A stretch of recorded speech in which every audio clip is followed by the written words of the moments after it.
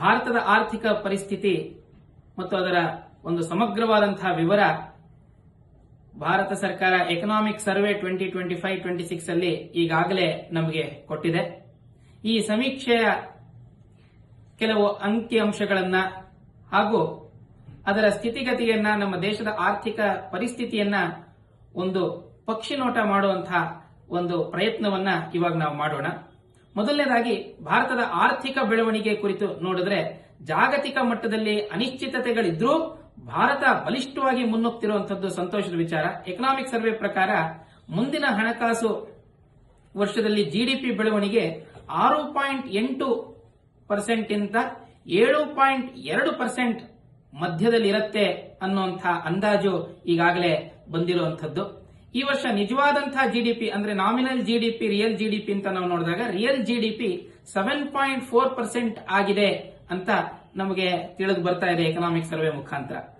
ಭಾರತದ ಒಟ್ಟು ಆರ್ಥಿಕ ಮೌಲ್ಯ ಅಂತಂದ್ರೆ ನಾಮಿನಲ್ ಜಿಡಿಪಿ ವ್ಯಾಲ್ಯೂ ಎಷ್ಟಿದೆ ಅಂತ ನಾವು ನೋಡಿದ್ರೆ ಸುಮಾರು 357 ಲಕ್ಷ ಕೋಟಿಗಳಷ್ಟು ಈ ವರ್ಷ ತಲುಪಿರುವಂತದ್ದು ಬಹಳ ಗಮನಾರ್ಹ.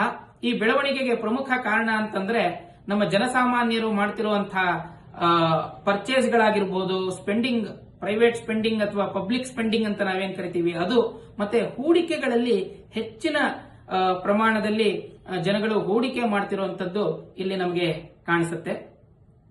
ಮುಂದುವರಿತಾ ಹಾಗೆ ಹೋದ್ರೆ ಈ ವರ್ಷ ಸರ್ಕಾರ ಹಣಕಾಸು ನಿರ್ವಹಣೆಯನ್ನ ಬಹಳ ಅಚ್ಚುಕಟ್ಟಾಗಿ ಮಾಡಿರೋದನ್ನ ನಾವು ಗಮನಿಸಬಹುದಾಗಿದೆ.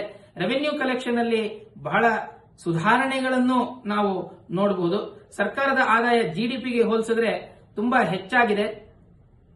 ಇನ್ಕಮ್ ಟ್ಯಾಕ್ಸ್ ಸಲ್ಲಿಸುವವರ ಸಂಖ್ಯೆ ಕೂಡ ಗಣನೀಯವಾಗಿ ವೃದ್ಧಿಯಾಗಿದೆ. ಮತ್ತೆ ಅದು ಸುಮಾರು 9.2 ಕೋಟಿ ಜನಗಳು ಈ ವರ್ಷ ಇನ್ಕಮ್ ಟ್ಯಾಕ್ಸ್ ರಿಟರ್ನ್ ಅನ್ನ ಫೈಲ್ ಮಾಡಿರುವಂತದ್ದು ಅತ್ಯಂತ ಗಮನಾರ್ಹ. ಈ ಹಿಂದಿನ ಎಲ್ಲ ವರ್ಷಗಳಿಗೆ ಹೋಲಿಸಿದ್ರೆ ಇದು ತುಂಬಾ ಮುಂಚೂಣಿಯಲ್ಲಿ ಇದೆ. ಇದೇ ರೀತಿ ಕ್ಯಾಪಿಟಲ್ ಎಕ್ಸ್ಪೆಂಡಿಚರ್ ಅಂದ್ರೆ ಮೂಲ ಸೌಕರ್ಯಗಳ ಮೇಲಿನ ಎಕ್ಸ್ಪೆಂಡಿಚರ್ ಏನಿದೆ ಅದು ತುಂಬಾ ವೃದ್ಧಿ ಆಗ್ತಾ ಇದೆ. ಜಿಡಿಪಿನಲ್ಲಿ ಸುಮಾರು 4.3ಕ್ಕೆ ಏರಿಕೆ ಕಂಡಿರುವಂತದ್ದು ಬಹಳ ಒಂದು ಒಳ್ಳೆಯದಾದಂತಹ ವಿಚಾರ. ಬ್ಯಾಂಕಿಂಗ್ ಮತ್ತು ಹಣಕಾಸಿನ ಕ್ಷೇತ್ರದ ಬಗ್ಗೆ ಮಾತನಾಡಿದ್ರೆ ಸಣ್ಣ ಮತ್ತು ಮಧ್ಯಮ ಕೈಗಾರಿಕೆಗಳು ಮತ್ತೆ ಬಿಸ್ನೆಸ್ಗಳೇನಿದೆ, ಅವರಿಗೆ ಉದ್ಯಮಗಳೇನಿದೆ, ಅವರಿಗೆ ಸಾಲವನ್ನ ನೀಡುವಿಕೆ ಸ್ವಲ್ಪ ಹೆಚ್ಚಾಗಿದೆ ಅನ್ನುವಂಥದ್ದು ಈ micro, small and medium MSME enterprise ಅಂತ ಏನು ಹೇಳ್ತೀವಿ ಅವರಿಗೆ ಬಹಳ ಒಂದು ಸ್ವಾಗತಾರ್ಹ. ಬ್ಯಾಂಕ್ಗಳ ಆಸ್ತಿ ಗುಣಮಟ್ಟ ಈ ಹಿಂದಿನ ಎಲ್ಲಾ ವರ್ಷಗಳಿಗೆ ಹೋಲಿಸಿದ್ರೆ ಅದು ಒಂದು ಐತಿಹಾಸಿಕವಾದಂತಹ ಕಡಿಮೆ ಮಟ್ಟಕ್ಕೆ ಬಂದಿದೆ. ಅಂತಂದ್ರೆ ಆಸ್ತಿಯ ಗುಣಮಟ್ಟ ಹೆಚ್ಚಾಗಿದೆ, ಎನ್ಪಿಎಗಳು ಕಡಿಮೆಯಾಗಿದೆ ಅಂತ ನಾವು ಯೋಚನೆ ಮಾಡಬಹುದಾಗಿದೆ.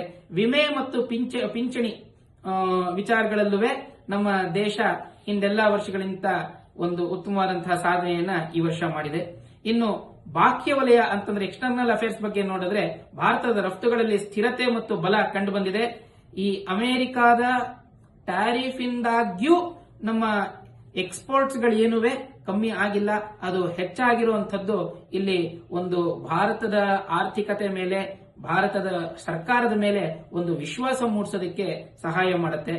ಭಾರತದ ಫಾರಿನ್ ಎಕ್ಸ್ಚೇಂಜ್ ರಿಸರ್ವ್ಸ್ ಏನಿದೆ, ವಿದೇಶಿ ವಿನಿಮಯದ ಒಂದು ಸಂಗ್ರಹ ನಮ್ಮಲ್ಲಿ ಏನಿದೆ ಅದು $700 ಬಿಲಿಯನ್ ಗಿಂತನೂ ಹೆಚ್ಚಾಗಿದೆ ಈ ವರ್ಷ ಅನ್ನುವಂಥದ್ದು ನಮಗೆ ಅತ್ಯಂತ ಮುಖ್ಯವಾಗಿ ಕಂಡು ಬರುವಂತಹ ವಿಚಾರ.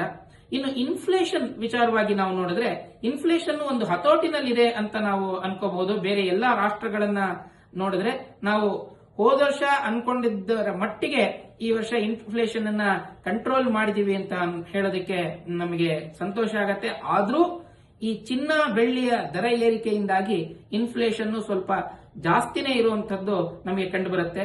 ಆದ್ರೆ ತರಕಾರಿ ಆಗಿರಬಹುದು, ದಿನನಿತ್ಯದ ಬಳಕೆ ವಸ್ತುಗಳಲ್ಲಿ ಸ್ವಲ್ಪ ಇಳಿಕೆಯನ್ನ ಕಂಡಿವೆ ಅನ್ನುವಂಥದ್ದು ಈ ವರ್ಷದ ಎಕನಾಮಿಕ್ ಸರ್ವೆ ನಮಗೆ ತಿಳಿಸ್ತಾ ಇದೆ.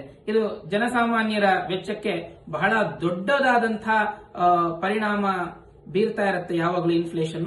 ಈ ಕಮ್ಮಿ ಆಗಿರುವಂತದ್ದು ಒಂದರ ಮಟ್ಟಿಗೆ ಒಂದು ಸಾಧಾರಣವಾದಂತಹ ಅಥವಾ ಜನರಿಗೆ ಸಂತೋಷವಾಗುವಂತಹ ವಿಚಾರ ಅಂತ ನಾವಿಲ್ಲಿ ತಿಳಿಸಬಹುದಾಗಿದೆ.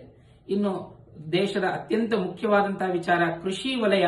ನಾವು ನೋಡಿದಾಗ, ಕೃಷಿ ಮತ್ತು ಆಹಾರ ವಲಯದಲ್ಲಿ ನಾವು ನೋಡಿದಾಗ ಅದರಲ್ಲೂ ಉತ್ತಮ ಬೆಳವಣಿಗೆ ಕಂಡು ಬಂದಿದ್ದು ಪಶುಸಂಗೋಪನೆ, ಮೀನುಗಾರಿಕೆ ಕ್ಷೇತ್ರದಲ್ಲಿ ವಿಶೇಷವಾದಂತಹ ವೇಗ ಕಂಡು ಬಂದಿದೆ. ಸರ್ಕಾರದ ವಿವಿಧ ಯೋಜನೆಗಳು, ರೈತ ಪರ ಯೋಜನೆಗಳು ಅವರ ಆದಾಯ ಮತ್ತು ಉತ್ಪಾದನೆಗಳನ್ನ ಹೆಚ್ಚು ಮಾಡಿವೆ.